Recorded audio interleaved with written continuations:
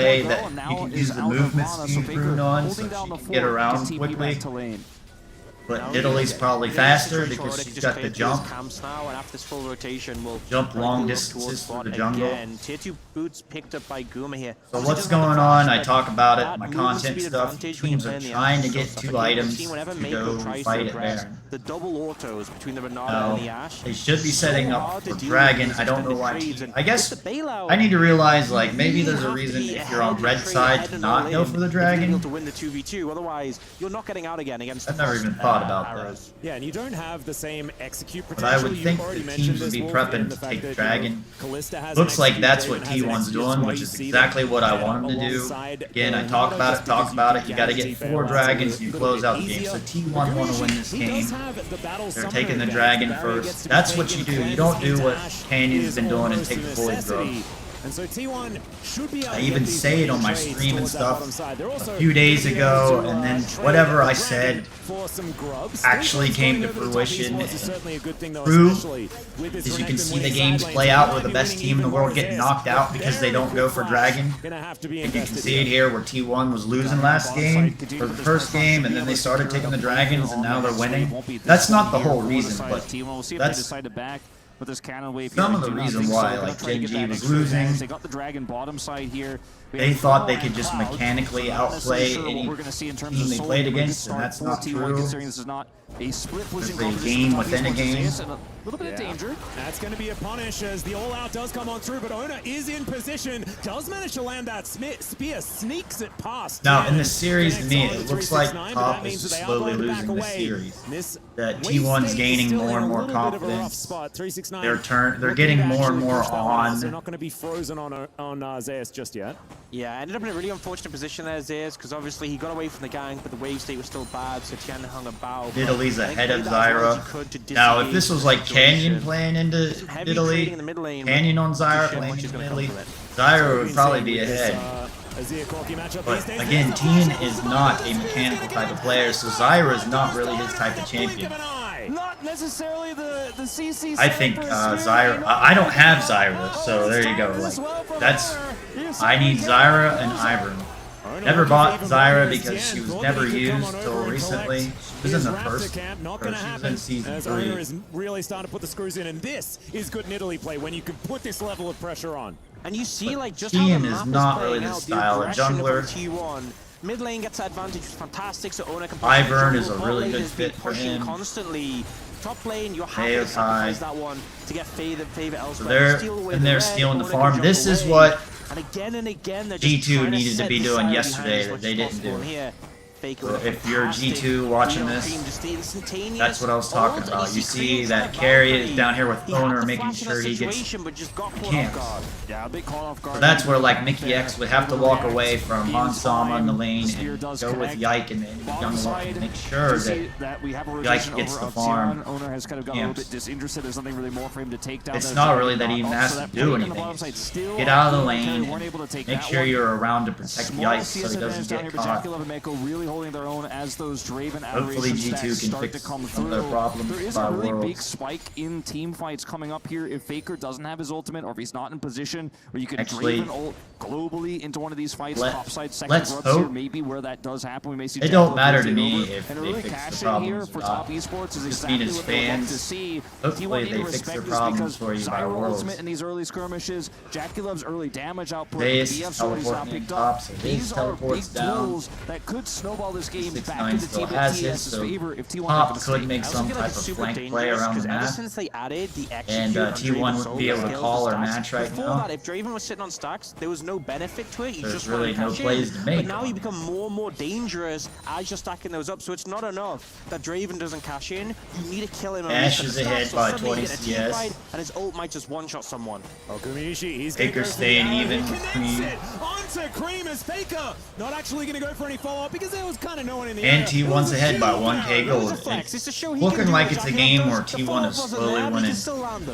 Yep, Carrier going to throw out slowly the choking the hook as we can see some scuffling, some jockeying for position here in the mid lane, but ultimately not too much to come from it. Don't have to say every searching thought. for a spear. That minion certainly taking a fair bit of damage.